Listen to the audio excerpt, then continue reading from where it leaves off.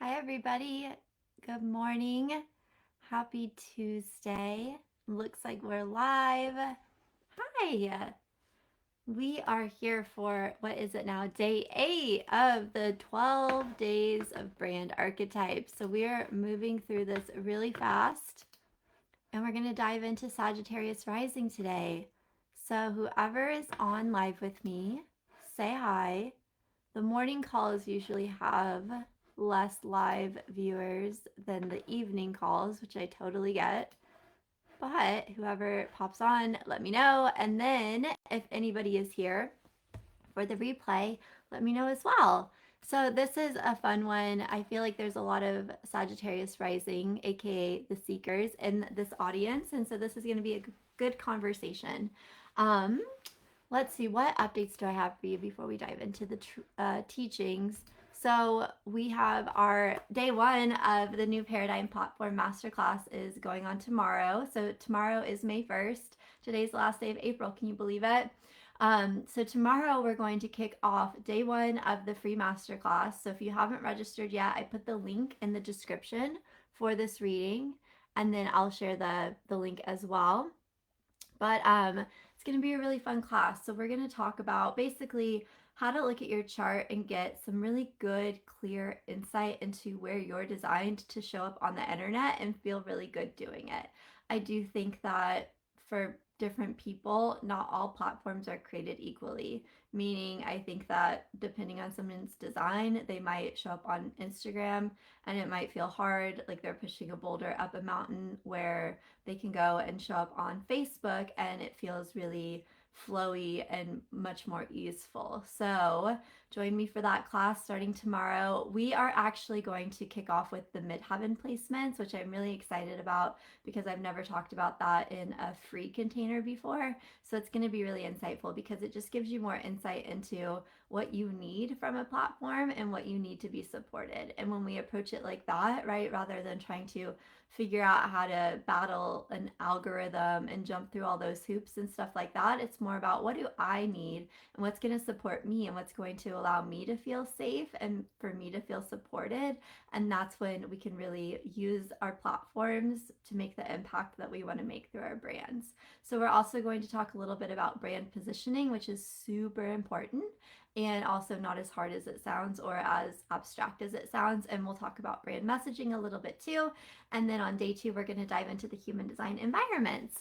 So register for that if you haven't already. I see. Hi, Stacy. How are you? Stacy is a real life seeker. Awesome. Okay. So, also too, Spellbound is open for enrollment. We close doors at the end of this week. So if you have any questions about that or you're curious about it, let me know. It's going to be a really, really incredible group this round. We always do live cohorts. We do enrollment 2 times a year. So right now we're in our spring enrollment, and when doors close at the end of this week, we will not open them again until the fall. So any questions, just send them my way. But let's dive into the seeker. So as you know by now, or maybe you don't, if this is the first training that you're catching during these 12 days, what we're doing is exploring all of the brand archetypes. The brand archetypes are this incredible system that you can learn how to use in your business to ensure that you're always showing up in your brand magnetically, and that you are calling to the right people and that you are speaking to the right people and that you are actually sharing information with them and a message with them that has meaning and matters to them, right? So I like to think of this as the difference between just noise and music. How can you show up on the internet and actually have something to say that catches someone's attention and draws them into you? And that really is what the brand archetypes gift us with. So, our brand archetype, we can figure out what our brand archetype is based on our rising sign. That's also known as our ascendant sign. And I like to use this placement to determine our brand archetypes because your rising sign is who your soul came here to be. So, I do want to say I get a lot of questions about, well, I resonate with this archetype and I also resonate with this archetype. So which brand archetype should I go with? And the thing is, that's good that you resonate with all of the archetypes or that you resonate with multiple archetypes. You should, because you're human. So us as humans, we have all of the archetypes coded within us. That is what archetypes are, is it's human programming, human coding. So it's good that you resonate with multiple archetypes. You as a soul, you just as a human, as a person, it's really healthy for you to develop different archetypes within you, learn how they express themselves through you, learn how they think, learn how they feel, right?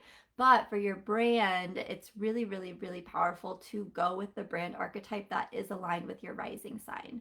The last thing you want to do is show up on the internet where you are kind of straddling the lines of two different brand archetypes, because what that's going to do is create just a watered down message. But it's normal for you to resonate and to identify with multiple archetypes. Just remember, what we're talking about here is your brand archetype, not just like your regular life archetypes, okay? So all of that to say, if you have a strong pull to go with a different brand archetype that's not aligned with your rising sign, that is totally fine. But I don't want you to feel concerned or feel confused. If you resonate with multiple archetypes, you will, and that's a good thing. So today let's talk about the seeker archetype. If you are on, say hi so I can see who's here. But the seeker archetype, she's also known as the explorer. That is another common name for her. But she is, in this system that we're using, in this system that I've developed here in this brand, in Magic by Human Design, the seeker archetype is aligned with Sagittarius rising. So let's talk about Sagittarius a little bit, because that is going to give you some really beautiful insight into the seeker overall and what she's here to do through your brand. So Sagittarius rising, Sagittarius is all about the energy of expansion.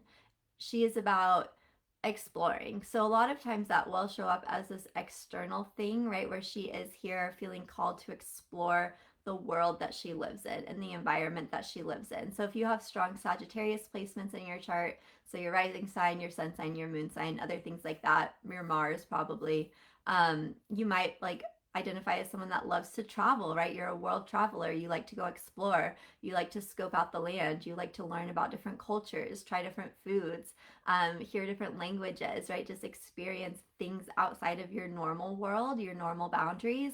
That is the Sagittarius in you. So Sagittarius is ruled by Jupiter. Oh, is my connection still here? Okay, looks like we're good. Sagittarius is ruled by Jupiter, so that's where that expansion comes from.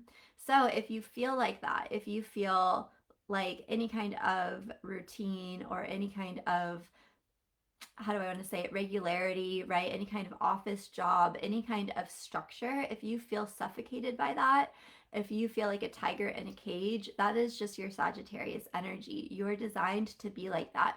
You are designed to continually want to expand and continually want to explore. So the thing I think that is the most confusing at first with the seeker archetype, when people learn that about their brand, is they think that that means that they have to be some kind of outward explorer. We do see this show up in a lot of different brands that have to do with like hiking equipment, right? Like REI or the North Face. Like those are definitely seeker brands for sure. We also see the seeker brand displayed in a lot of different like all-terrain vehicles, right? Like Jeeps or trucks and stuff like that. Starbucks is also a really great example of a seeker brand. But for this space that we're in, where it's more mentorship and coaching and energy work and service providers and that kind of thing, chances are the exploration and the seeking that your brand is here supporting and helping people to do, right, is going to be more of their internal landscape. So thought work, manifestation, any kind of energy work, or any kind of helping somebody explore and understand who they are, starting from the inside out, that is absolutely the seeker.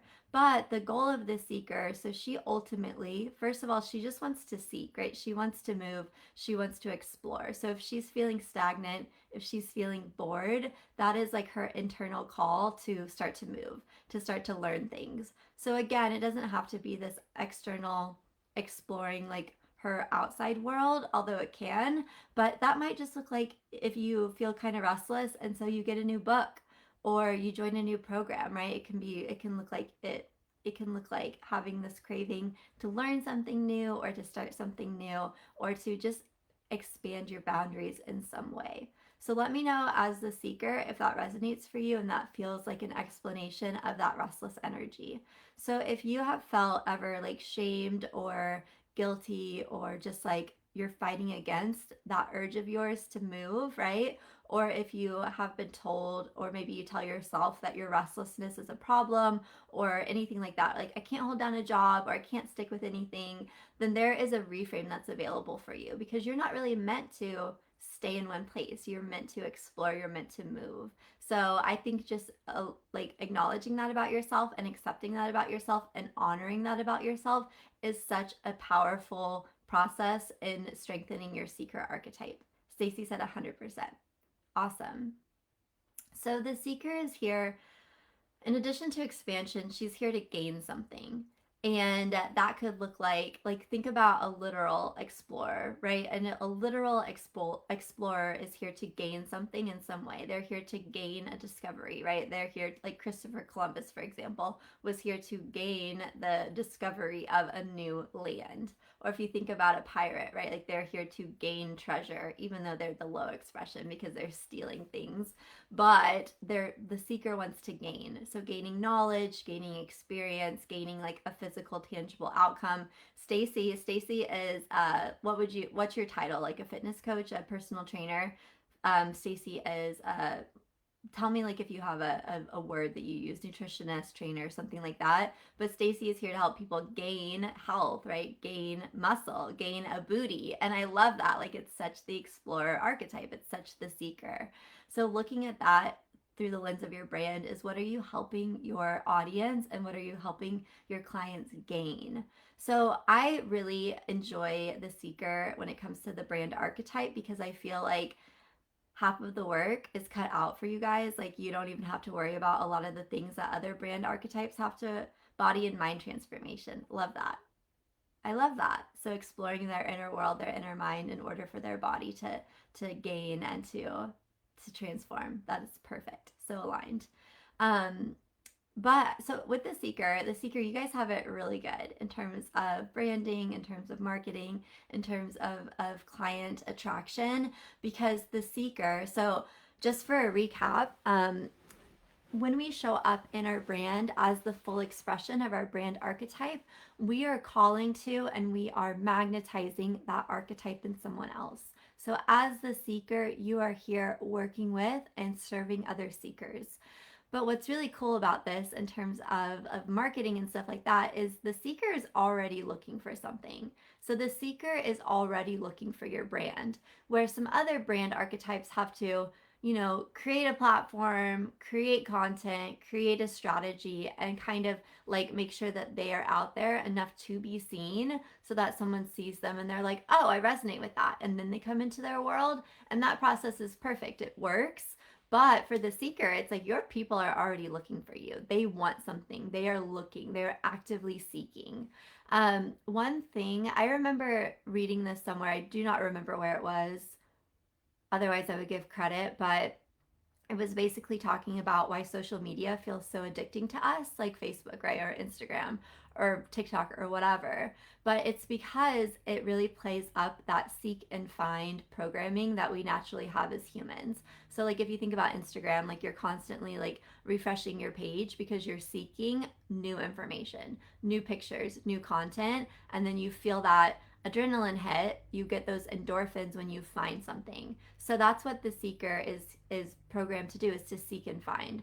And if you think back to like the caveman days, right, where we are foragers and things like that, that is how our species survived. So people are programmed to, especially the seeker, programmed to be seeking something and then feel this hit of adrenaline, right? Have the reward center in their psyche go off when they find the thing that they have been looking for. So you can just know that when people stumble across your brand, when people are looking for you, they have like that reward center, like ding, ding, ding, you found it. So that's a really cool part of the client attraction process for the seeker brand.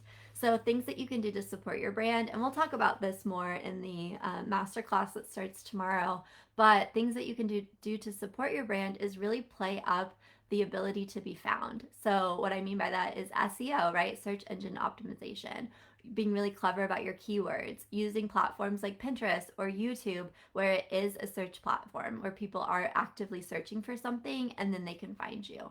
So you don't have to do it that way. You absolutely can just show up on a platform, right? Build an audience, build by providing really valuable content that is tried and true and will always work and will always be the best strategy. But it's also, I think, really cool to know that people are actively looking for you.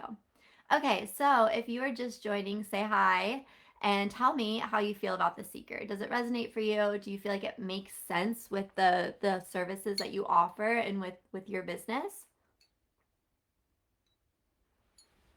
Last week or whenever that was with the Magic is Real class, there's a seeker on the call and she's a personal banker, and she was putting in the comments that she was having trouble understanding how the seeker really could translate into what she offers, right? Personal banking.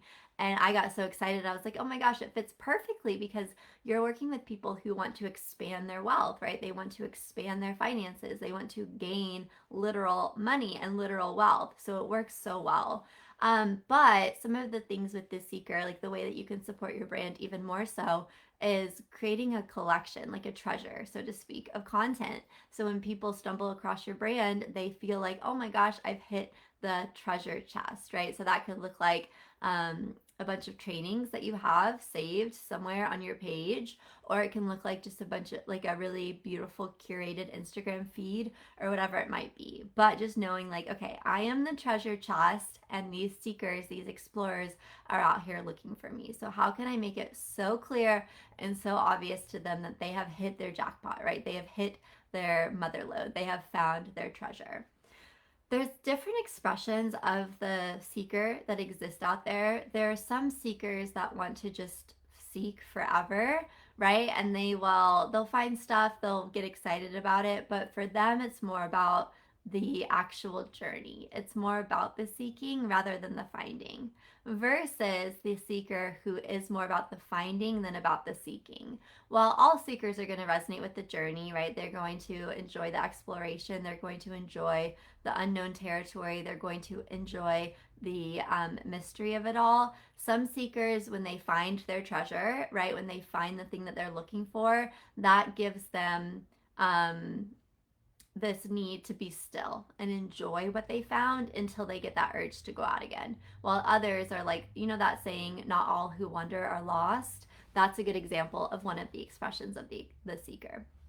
So just kind of experiment with that um, with your own seeker archetype. Like, do you feel like you're constantly moving, constantly looking, or do you feel like you operate more in a cycle of where you find something, so you slow down a little bit, right? You consume the thing, whether it's a training or a book or whatever new way of life, and then you feel that urge to go out and explore again. And then another big part of the seeker is basically returning back to her homeland, so to speak, to share the new information and the new information that she's collected and that she's found. So if you think about a literal explorer, right, before we had things like the internet or TV or the newspaper or anything like that, people would go out and leave their homeland and go explore and then return back home however much later with all of these new findings, right? And then they would tell the people that stayed all about it. And that's how information was spread back in the day. So you can think of your version of the seeker that might resonate for you, where it's like, okay, I'm building this audience, I'm building this homeland, so to speak, and I am continually going out and learning new things and trying new things and embodying new things, and then sharing those findings and sharing those lessons with my audience. So especially if you have a first line in your profile, that might feel like a really good approach to it. But you know, the seeker, while any expression has those main qualities in common, there are different nuances and different ways that this explorer energy tends to show up. So let me know if that's resonating with y'all, if you have any questions, and then I will start to dive into your charts. Okay, let me pull up that post really quick, and then I will check the comments and see if you've shared any questions, and then we'll dive right in. I can't believe that we are so far into these 12 days. It's going fast. Okay, the Seeker. All right, I don't see any questions, so I'm just going to dive into your charts. So Stacy, did you share your chart on here? I'm going to find yours first.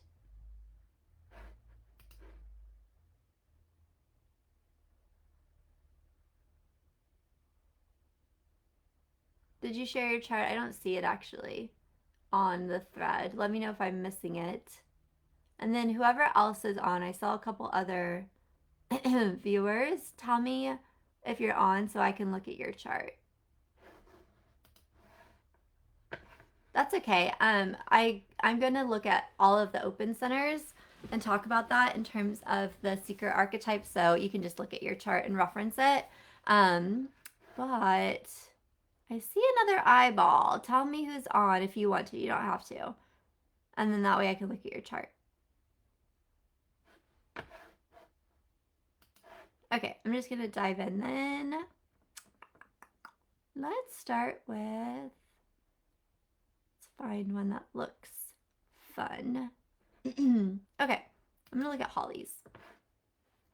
So what we're looking at is for today. So what I've been doing for all of the archetypes so far is looking at different aspects of the human design chart. I haven't just been looking at one thing and talking about it. For each archetype, I've been looking at different parts because I think that using our human design chart in support of our brand archetype and really allowing this part of ourselves to awaken and to become stronger and stronger, because this is something that already exists within you. My job here is just to remind you of this part of yourself and to give you the courage, if needed, to allow that part of yourself to come alive, right? You were born with this programming, but based on conditioning, based on experiences, based on whatever, that part of you might be dormant, it might be in the low expression, it might be weak, right? Or she could be really strong, she could be in the high expression, and this is just then extra motivation, extra encouragement to continue moving in the direction that you are. So it's just my job really to kind of trigger that part of you, right? To activate that part of you. And then you do all the rest because it already is who you are, especially because we're using the archetype attached with your rising sign, which is who your soul came here to be. It is the highest expression of potential that's available to you. So with the human design chart today for the Seeker, since the Seeker is all about expansion, she's all about growth, she's all about getting bigger in some way. So if you think about it, like, I am not a scientist whatsoever, so I apologize if I botch what I'm about to say, but with the universe, right? Like the entire universe, it's continually expanding somehow. Like it's getting bigger, right? The universe is expanding. And so you can think of your open centers, your undefined centers. And what I mean by that is if you're looking at your chart, you can look at the shapes on here that are white. Any shape on here on the body graph part that's white is undefined. So what that means is that is where you're not generating your own energy there. You are absorbing and amplifying outside energy. But when you're absorbing and you're amplifying, what is happening is there's room for expansion there. There's room for growth. So your undefined centers really give you insight into where you have room to grow. You have room to expand. That is what your Seeker energy, that is what your Seeker heart wants to do. And that is the area of life that you're meant to dive into and to work on expanding and growing, if that makes sense. So let's talk about the G Center. So I'm looking at Holly's chart first. And for those of you that are joining us, let me know who you are as you're logging on, and I will look at your chart and talk about it through the lens of the Seeker.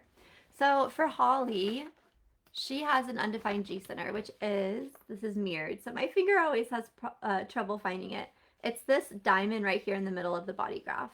The G Center, so hers is white. So look at your chart, and if that diamond in the middle of your body graph is white, that means you have an undefined G Center. So we're looking at the undefined centers because that really is where you are designed to develop wisdom in this lifetime. And that is one of the huge intentions and huge motivators and huge goals for the Seeker archetype, is to develop wisdom in certain areas of life. So your human design chart kind of makes it really efficient and really clear of like where you're designed to develop that wisdom. So with the G Center, if that is undefined for you, hi Dagny. So good to see you. Thank you for joining. With that open G Center, with that undefined G Center, You are here to really explore the boundaries. You're here to push against the boundaries, and you're here to expand the boundaries of what it means for personal identity, right? And personal direction. And I think that this one is really interesting for a seeker, since the seeker, the explorer, is all about direction, right? If you're exploring, it really helps to have a sense of direction. It really helps to have to know where you're going, right? To know where your true north is. So I think this one is interesting in terms of the explorer. And if you're watching and you have an undefined G center and you are the seeker archetype, let me know what's coming up for you and how you've experienced this. But the thing with the undefined centers, those white shapes on the chart, is it's where we have our initial issues, like our obstacles, our challenges. It's where we are conditioned because it's the places in life, it's the places in our energetic makeup where we have picked up other people's junk. So, other people's fears, other people's limited thinking, other people's misconceived perceptions, right? It's not always bad, but if you're experiencing issues, like you don't know who you are, you feel confused about your identity. You feel confused about what it means to develop personal direction, right? Maybe, just for an example, you were taught growing up that you need to go to college, you need to go to graduate school, and then you need to pursue a career, and you need to hit this milestone in your career by the age of 30, and then you need to be married, and you need to have 2 kids by this age. You need to have X amount of money in your retirement account by this age, right? Like you were given this pre-planned agenda for your life, and that just doesn't fit for you. It doesn't feel good for you. It feels confining, it feels unachievable, it feels boring, right? So anything like that where you feel like you're struggling with your sense of personal direction. And a lot of times, so this is one big thing about the seeker that I haven't mentioned today, but the seeker is such a rebel. There is an archetype called the rebel, but the seeker is also a rebel in her own right. She is here break to just break all of the confinements that society tends to put on us. So I have an example that happened the other day, but I just love it. There is this couple in our community, and their names are Brent and Michael, and they had this house, or they have a house that they just got painted, and the house was white, and they had this white picket fence out front, and they just painted the house black. It's not like a pure black, it's like a charcoal black, but it looks really sleek, it looks really expensive. And they also painted their picket fence black, and a lot of the members of the community were like, so the area that I live in, there's a lot of old homes, there's a lot of historic homes, and there's a lot of regulations with what colors you can paint historic homes because they want to keep the integrity of the architecture and stuff like that, right? It makes sense. But their home isn't a historic home. It doesn't fall into any of those guidelines, and they have the freedom to paint it whatever color they want. But a lot of the members of the community were like upset about it because it does kind of clash with the more classic and traditional expectations that the homes around it are exuding, right? But I just love, I was taking a walk and I walked past it and saw it, and I just love that they have a black picket fence, because we always hear about the white picket fence, right? About the nuclear family and the timelines and that kind of stuff.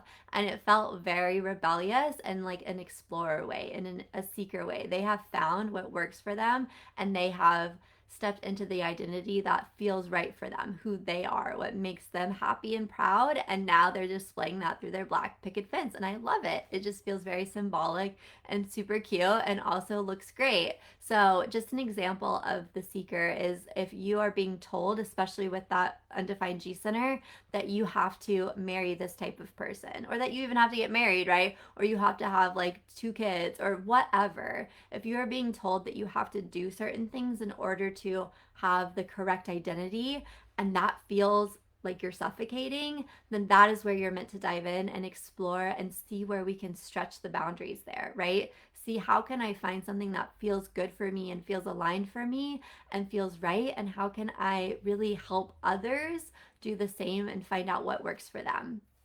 So, that tell me if you're watching the replay too, if you have an undefined G center, if that resonates with you, if you feel like, yeah, I do feel like society or my parents or my teachers or whoever has been kind of forcing me into this identity that just doesn't work for me, it doesn't fit. And I'm ready to break through that, and I'm ready to really see how I can be limitless in my pursuit of my own identity. And also, too, with that undefined G center, your identity is probably going to feel really fluid. It's going to feel like it's changing every day. And that's good. It's meant to be like that. So I like the undefined G center through the perspective of the explorer, because, like I was saying, you would think that the explorer would need to have those solid directions, right? Like, need to know what true north is. But I also like the idea of figuring out how to be a seeker who has no idea what direction they're going and just goes with the flow, literally. Stacy said, my only undefined centers are the head and the heart. Awesome. Okay, so let's talk about the heart, because it looks like Holly's chart has an open heart as well. So with the heart center is on your chart. It's this little triangle right here. It's the smallest one on the chart. However, I think it has the most impact on us for sure, whether it's undefined for you or defined. Surrendering to the flow. Exactly. We've been talking about that a lot with all of the archetypes, is that surrender. It's such an important part for all of this.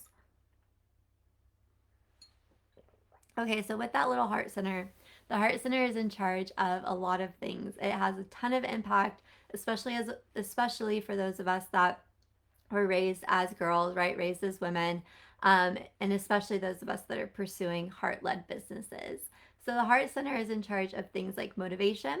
It's in charge of things like commitment, willpower. It's also in charge of personal value and worth. So, if you are struggling with being able to stay motivated, if you are struggling with being able to stay committed to things, if you are struggling with your sense of self-worth or your sense of self-value, or if you feel like you're constantly trying to prove yourself, if you feel like you have no boundaries and you are here just people pleasing, right? Someone asks you to do something, you're exhausted, you're burnt out, you have no room whatsoever, but you still say yes because you feel obligated, you feel obliged, you feel, is that the right word? You feel compelled because you don't want to feel guilty. You don't want them to be upset, right? You don't want them to be mad at you. You don't want them to not like you. That is the conditioning of that open heart center. So I've shared my story with the open heart center a lot, but I really, really, really, my entire life struggled with not understanding or not believing that I was worthy as a human. And so if that comes up for you, just know that that is so normal. And that is because of that open heart center. That is something that those of us with an undefined heart center are going to be working through our whole life. But there's so much magic that comes from the reprogramming our beliefs about our own self-worth. So if you ever grew up in a family or a society or a culture where you were told you're not worthy unless, right? If there were these external accolades that you were taught that you had to achieve and had to gain in order to be worthy, that is such a personal journey, a personal exploration to dive into. Stacy said same. Yeah, especially because, like, let's think about this through the lens of the seeker, because that is your innate programming, right? That is how you see the world. So, with the seeker is programmed to always be seeking something in order to find something. Like we talked about at the beginning of this, the seeker is here to gain something. The seeker wants to gain something. So, if you were raised in a family that told you, maybe not overtly, right? Maybe they didn't ever sit you down and like say these words, but you picked it up by your models, right? What was being modeled to you. Maybe you were taught that you have to gain a job that makes 6 figures a year in order for you to be successful as a human. Or maybe you were taught that you have to gain a certain degree. Maybe your parents pushed you into being a doctor or a lawyer, right? You have to have some kind of title after your name in order to be worthy. Or maybe you have to have a certain net worth, right? Any kind of external thing. You have to have a certain car, a certain handbag, a certain physique, a certain weight, a certain look about you, or whatever. Like, list goes on and on and on and on and on.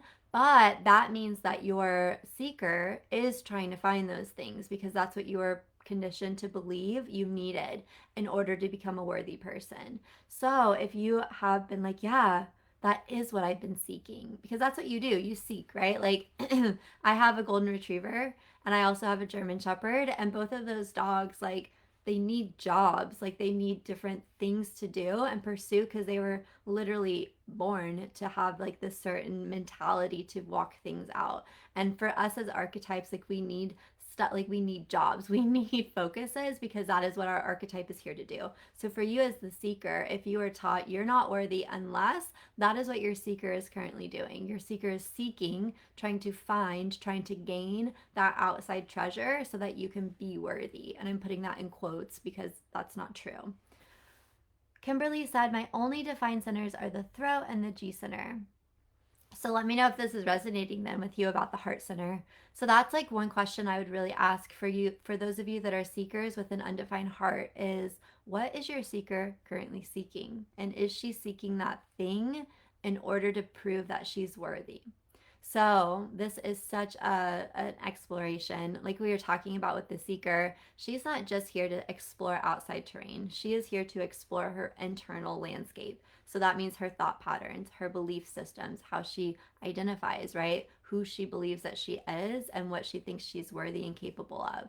So that's such I'm excited about that for y'all, because that it's not easy, but it's going to be so worth it. So just look at that. Are you people in some signs, some things that show up to just give you more indication of like, yeah, that's what's going on for me, is if you're constantly people pleasing, if you're constantly burned out and angry or bitter or frustrated because you're saying yes to everyone and you're not saying no, right? Even though you want to, even though you should, even though your authority says no, even though it goes against your boundaries and your standards and all of those things.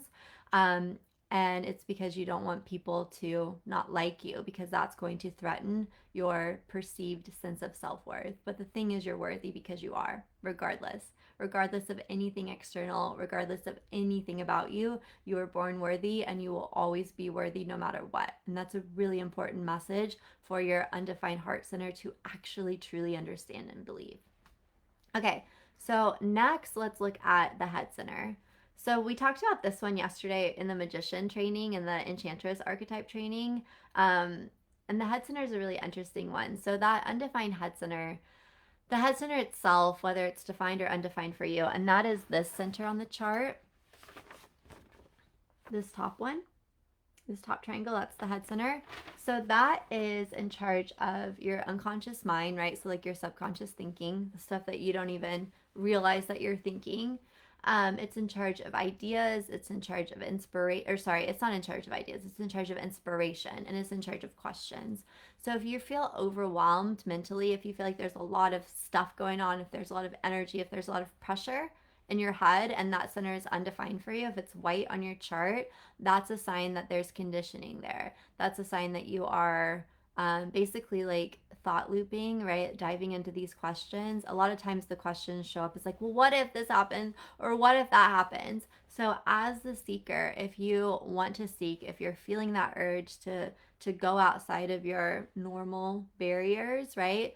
If you want, or your normal boundaries, I guess is a better way to say that.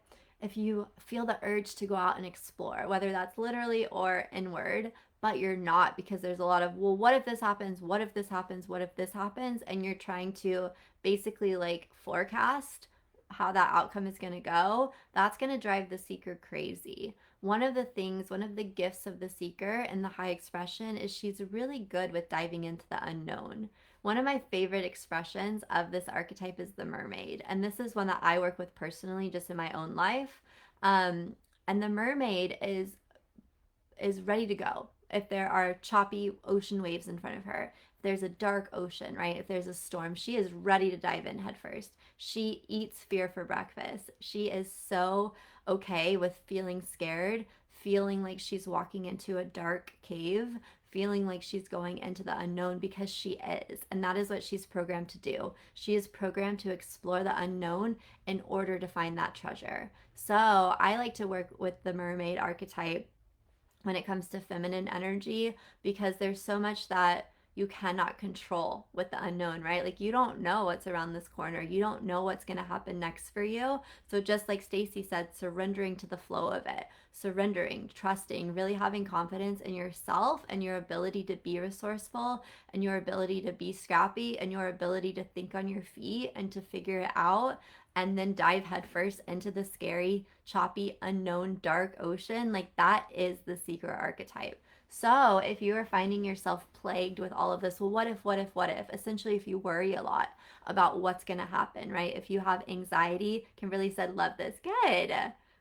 Um, if you feel anxiety about jumping into the unknown, really activating that mermaid expression within you. And what that feels like is acknowledging this is scary. This is so scary. Oh my gosh, what am I about to do? But you know what? I'm the mermaid. I'm going in. I trust myself. I trust life. Like I'm okay with the choppiness. I'm okay if I choke on some water for a second. I know I'll be okay. And I know everything will work out, but I don't know what's going to happen. And the what if is driving me crazy. So I'm just going to dive right in. So that can be really powerful. And just knowing like you're going to be scared, but you're programmed to do it anyways. Stacy said, it's how I was initially with human design. My religious upbringing was that anything related to astrology was not of God, but I let my discernment, intuition guide me, and I'm so glad I did. I love that. That's a huge part of the seeker. And we also see this in the mystic archetype, that one is day 12 for all of this. That's associated with Pisces rising. But that's the thing is like, the seeker and the mystic are never, ever, ever, when they're in the high expression, they're never going to let these outside belief systems be the thing that they create their life from unless their intuition and their heart approves of it, right? So the discernment, I love that word. Discernment is so important for the seeker and for the mystic. It doesn't mean that you can't like have a religion that you're obsessed with and that you love and that you feel so supported by. It just means that you're going to run it through your own discernment system first before you just blindly believe something. The seeker and the mystic will never, ever, ever just blindly believe something. They're always questioning, they're always using their own intuition and their own guiding force to decide if, you know what, yeah, I love this, like I agree. Or if they're like, yeah, okay, perfect, like that doesn't work for me. I totally honor and respect the people that do believe this and do want to live by this, but it's not the right one for me. So I'm going to keep exploring, I'm going to keep seeking. And another thing with the explorer, with the seeker, that's such a huge gift for y'all is that you are here to expand the already existing belief systems, right? So like with religion, for example, let's just say Christianity. Aren't you from Houston, Stacy? Um, so with like American Christianity, where there's a lot, it's a beautiful, beautiful, beautiful teaching. Like the actual teachings of Jesus are timeless, like they're everything, right? They're pure love. But the religious part that comes into it can turn into just legalism. It's what humans do. It's what happens with any kind of belief system, right? But as the seeker, you're really here to find like where is the actual treasure in this belief system? Where is the actual gold? Where's the actual value in this thinking, in these beliefs, in this religion? And that's just one example. It can be with any kind of system, it can be an educational system, whatever it might be. Oh, you're from Dallas? I'm from Dallas too. Pastor's daughter and Christian. Yeah. Oh my gosh, I just love that you're the seeker with that background. That's perfect. So, what you're here to do as the seeker is not to just necessarily close the door to what you were taught, right? Or how you were raised, but to ask yourself, like, how can this be bigger? How can we think? How can we expand our thinking around this, right? How can this be more inclusive? How can this be more accepting? How can I find the actual message of this without all of the boundaries and all of the regulations and all of the crap that humans just add to it? So the seeker is here to continually expand and just really like honestly find the treasure within something. And what I mean by that is like the love, right? The actual message, the actual meaning, the actual stuff that we as humans and as souls need. Yeah, that is so cool. Okay, so with the head center, with the seeker, if you're feeling plagued by worry and doubt and trying to think your way, like you do not know. That is the beauty of the unknown, right? That's the beauty and the curse of the unknown is like you literally, even if you tried your hardest, even if you are the most creative, imaginative person in the world, you could never actually know for sure with just your mind what's going to happen. So really activating that part of yourself that's like, I am scared. I'm scared, so like I'm shaking in my boots, but I'm doing it anyways. I'm moving forward because I know that there's something out there waiting for me to discover it. So really allowing the motivation of discovery, right? And movement and just learning how to love the journey. And I know that that's a very cliche saying, but it's very important for the seeker is learning how to love the journey. Okay, so next, what other open centers do y'all have that are on live with me? You can put any of them into the comments. I saw Dagny's name come across the screen, so let me see if her chart is on here.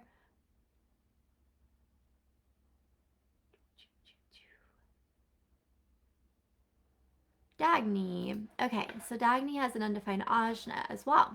Okay, so the ajna center is this second triangle from the top. So the head center is this top white one on this chart, and this one right here is the ajna. So this is my chart. I have a defined ajna, but if this triangle for you is white, that means you have an undefined ajna.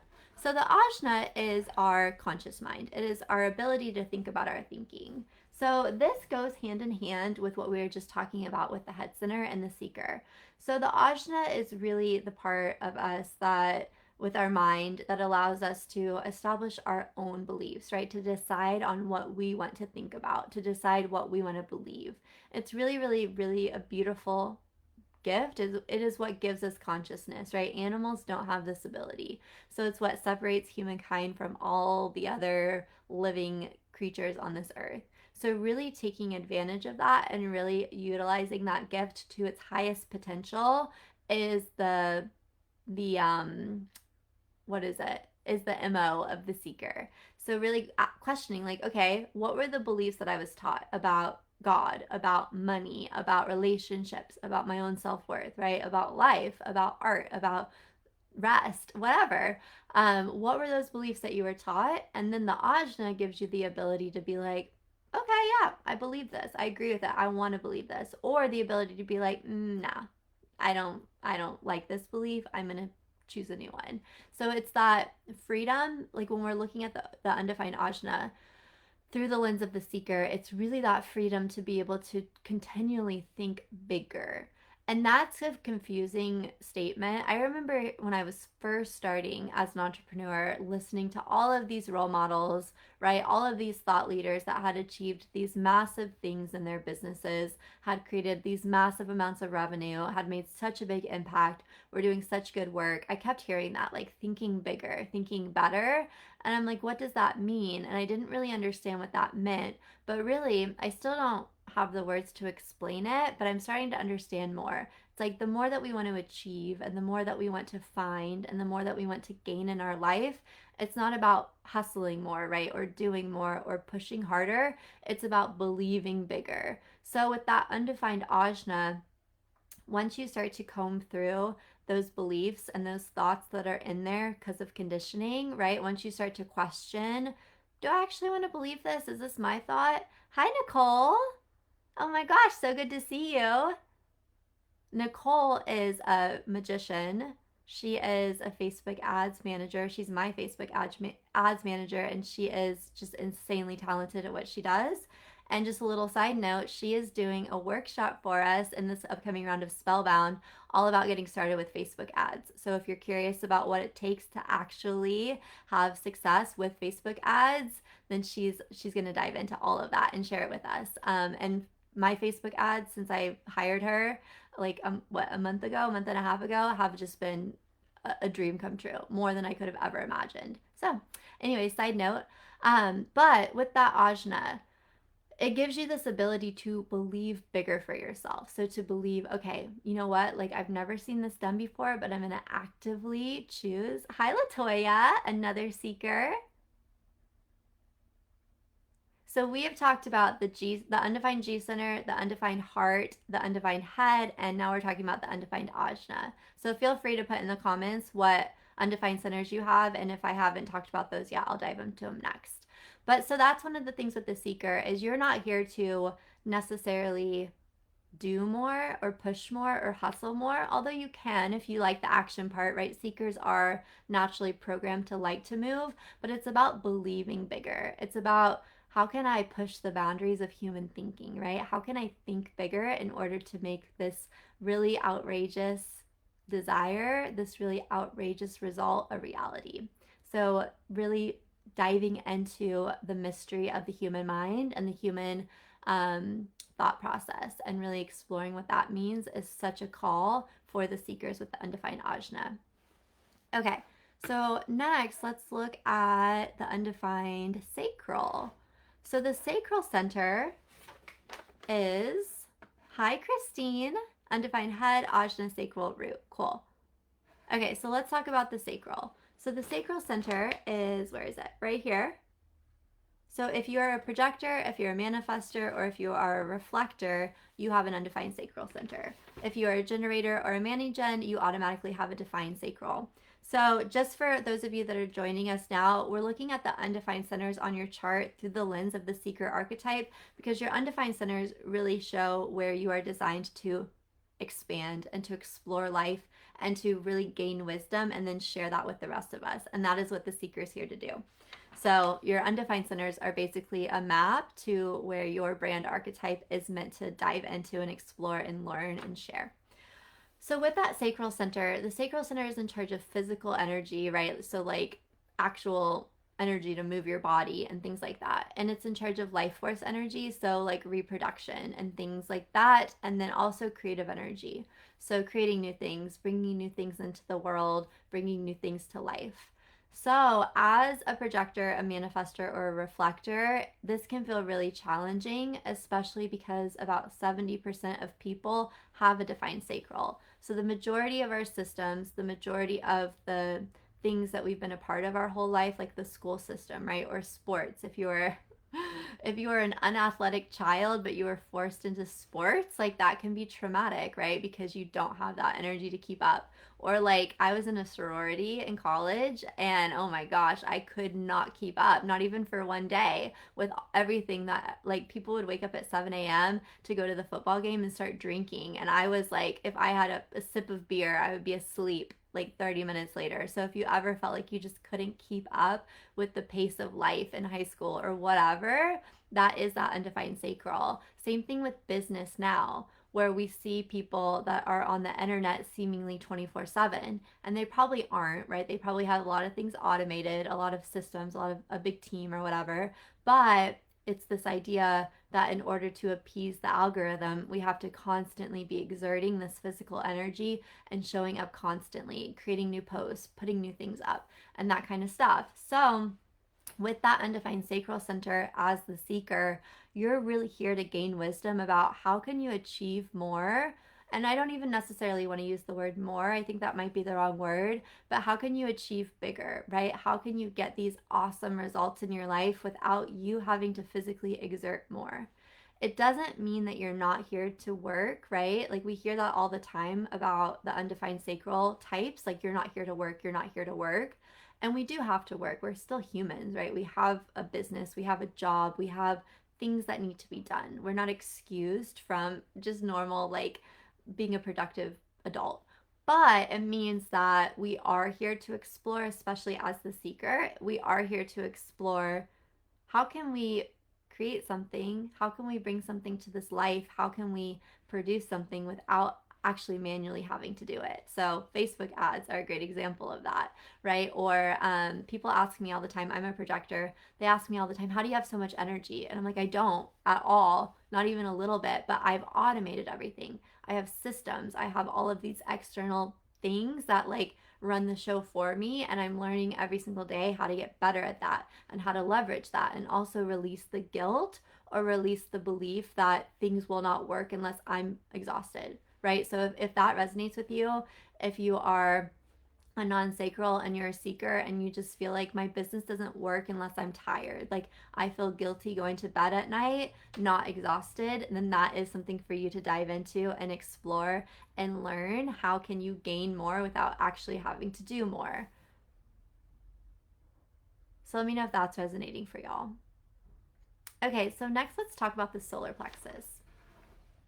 The solar plexus on the chart is this triangle right here. So this one is in charge of our emotions, the emotional solar plexus. It is in charge of our emotional life, and is also in charge of things like desire and creativity. It's also very creative. The sacral center and the solar plexus center are very, very creative centers. So with your solar plexus, if that is undefined for you, the first thing to really understand about this, especially as the seeker, is with that undefined solar plexus, you are constantly absorbing and amplifying other people's emotions. So you are a textbook empath. This can feel um, really freeing when you realize this, to realize, oh my gosh, like I feel so many things all the time, but a lot of these emotions aren't mine. So learning how to be a space holder for people's emotions is massive with that undefined solar plexus. So, one of the reasons why I think that this is important to understand is the seeker. So, with the brand archetypes, with any archetype, all of the archetypes operate based on a call. They will get this initial call, and that's when that archetype is activated and becomes the dominant archetype in someone's psyche. So for example, with a first responder, think of like a firefighter. Their call, that archetype of the hero, gets activated, or like think of a Superman movie or whatever, right? They always get a call, like a literal call. The fire station gets an alarm that goes off. The Superman or Charlie's Angels or whatever, right? They get a call from someone like, hey, there's an emergency, we need you.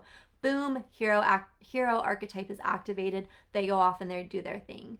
So some archetypes, that call is external, like the example of the hero. For other archetypes, that call is internal. So for the seeker, your call, the thing that activates your seeker, the thing that tells your seeker, hey, it's time to go seek, is internal. It is this internal restlessness, this internal just kind of like boredom, this internal like, ooh, like I'm feeling confined, like I have to do something, right? If you've ever felt like that, that is your seeker calling to you. You are getting the call.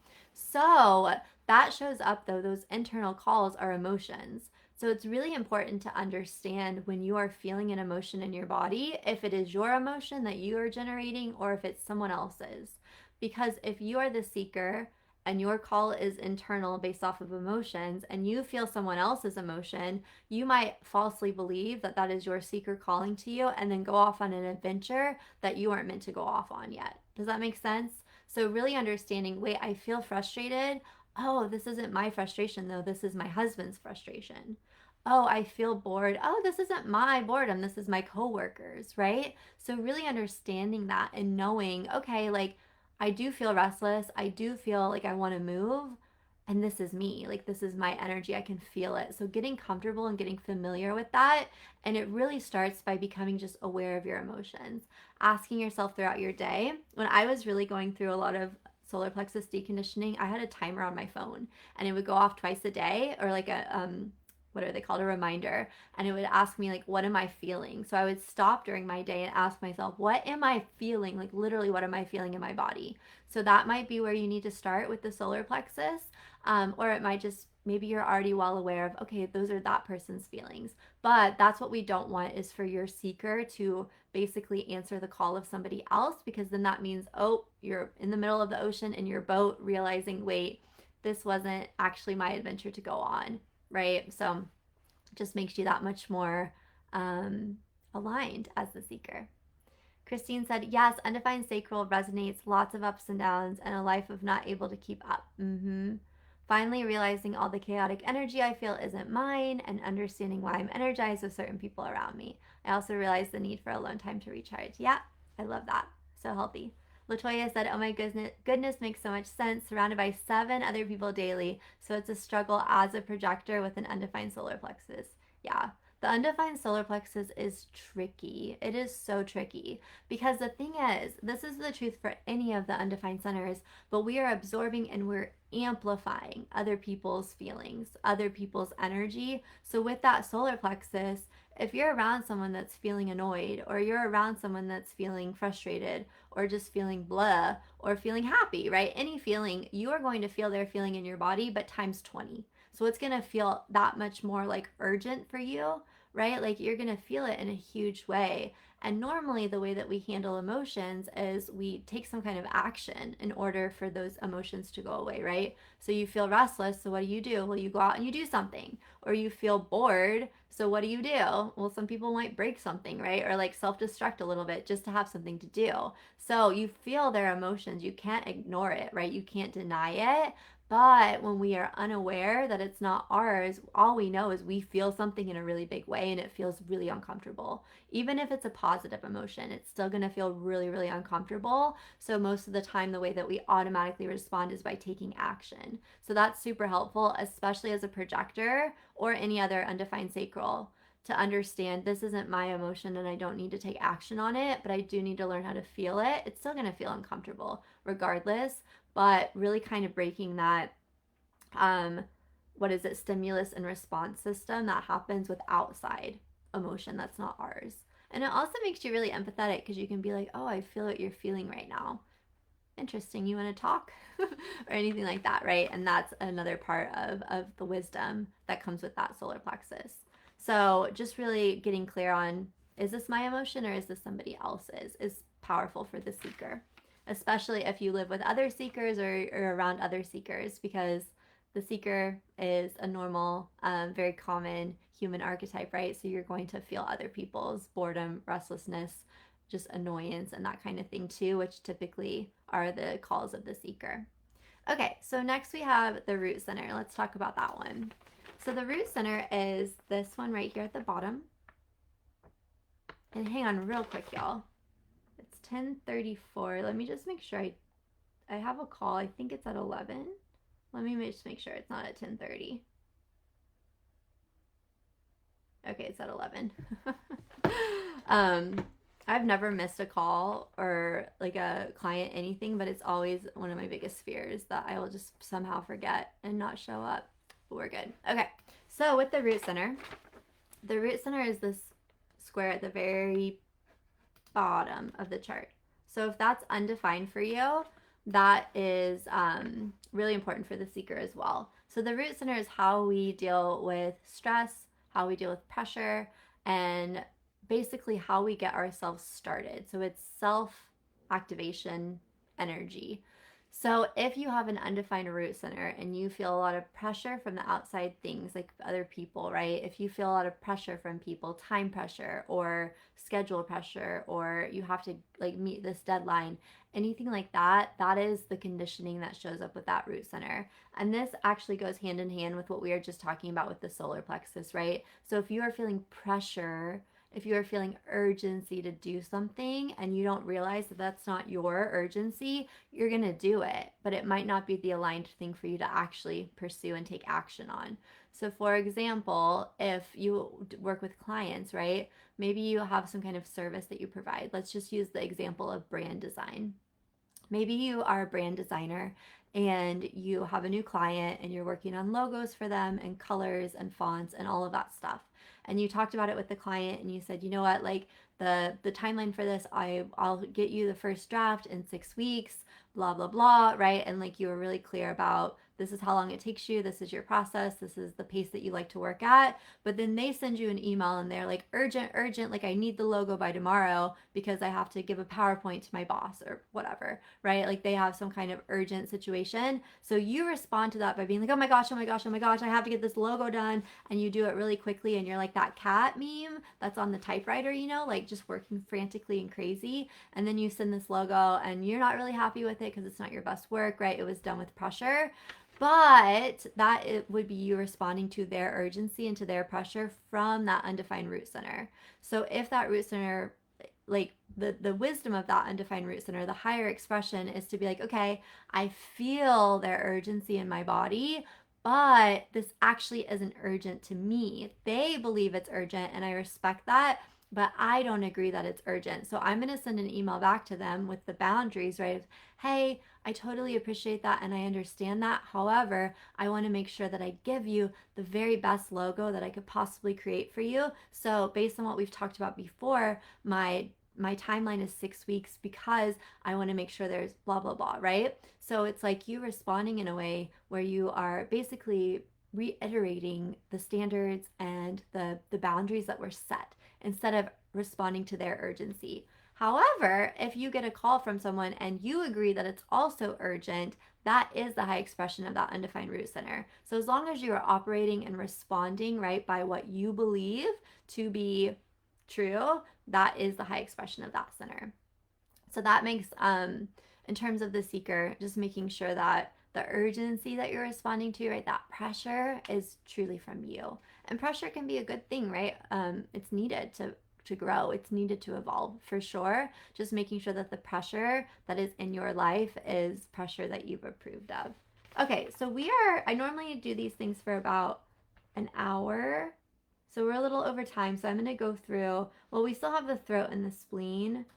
And I don't think we have enough time to dive into those without making this really long. So we'll skip those for now. But if anybody has a question about the seeker or anything that I shared, feel free to put it in the comments. Latoya said, the root is harder than anything because I have no gates there, completely open and empty. I do the urgency thing all the time. Yep, I totally get that. That one's so hard, especially because it feels urgent, right? It feels like an emergency. It feels so big, and it tends to kick in that like fight or flight response within us where we don't have that space to rationally think about it and to apply logic, right? So it's like really getting familiar with your patterns around that, or the things that trigger it, or the people, right? And that kind of thing. Having conversations ahead of time, having calmness, like calm conversations. I tend to get migraines, to be completely honest, when I'm around other people that are like exuding urgency and pressure, and it's hard. So it's you might not find a perfect like solution for it, but just understanding how it works better, understanding those patterns, understanding the people in your life that you live with or that you're close with or whatever, and the things that they tend to think are urgent, and just having those conversations ahead of time is one of the best ways to deal with it. Having those boundaries, right? Which easier said than done for sure. Latoya, you get migraines too? Yeah. Yep. Yeah, that is it's a really interesting thing. The human design chart is very closely connected with physical things, physical symptoms, physical health, and it can be really, really powerful and really mind-blowing when you realize, wait, I get a migraine, or my eyes get blurry, or, whatever, some kind of physical thing happens. You can, not all the time, and I'm not a doctor, so don't take this for medical advice, but a lot of times you can look at that as one of the symptoms and trace that back to a pattern that you notice in your chart. All right, y'all. Well, thank you so much. Sorry that we didn't get to the other two centers, but I do trainings like this every weekend here, so at some point we'll dive into that. But I'm so excited. I love that y'all resonate with the seeker. I think she's an incredible archetype, especially for branding. I think that I said this at the beginning of or at some point in the training, that I do think it makes it easier for y'all in terms of your marketing strategy and stuff.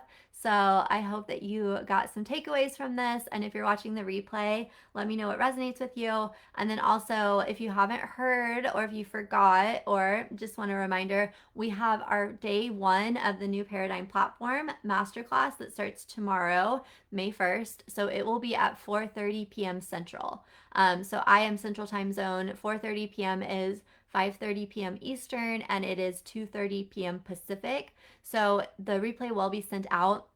It will only be available though for like a day or two. So if you want to watch it, make sure that you carve out some time. I'm going to take it down and put it as a masterclass in Spellbound. But day 1, tomorrow, we're going to dive into your midheaven placements. And then day 2, we're going to dive into your human design environment. And we're also going to talk about some overview things like brand positioning and brand messaging and that kind of stuff. But other than that, let me know if there's any questions that I can answer for you, or anything you need from me. Otherwise, I hope you have a great day, and I will see you tomorrow. Bye.